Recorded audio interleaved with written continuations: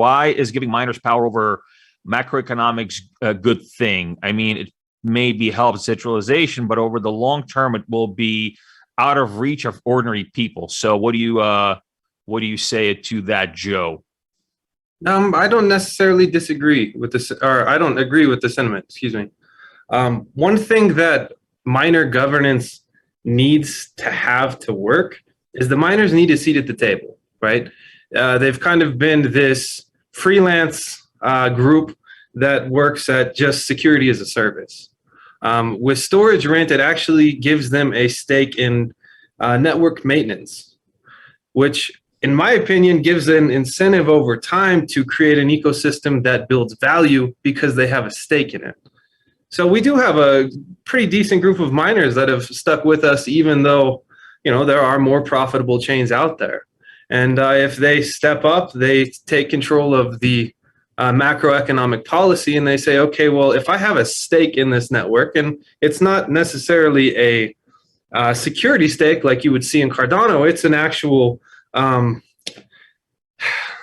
way that they are custodians of the network. They have the ability to collect garbage and recycle assets. So the more value they create on top of the chain, the more that's going to feed to them in the future, which in my mind opens an entirely new role for miners, where they may become the liquidity providers of the future. They may be kind of like DeFi banks in terms of how pools have the ability to gain assets through storage rent. So it's a new paradigm for proof of work.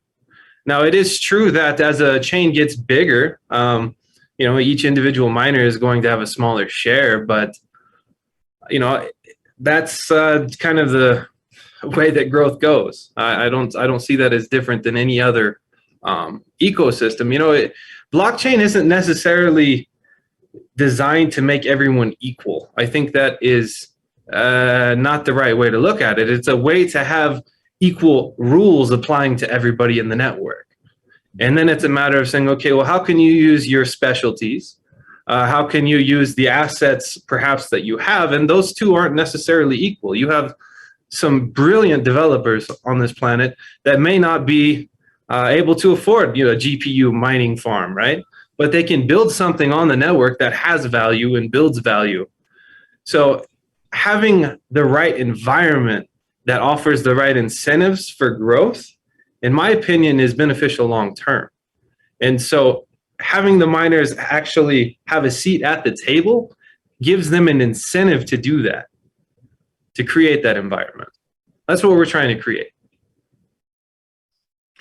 Yeah, you know, that's a very good point. Well, I mean, you put it beautifully, actually. You know, a lot of people mistake decentralization and what blockchain does for some sort of communist utopia. It's not. It's not meant to be that. It's meant to give an equal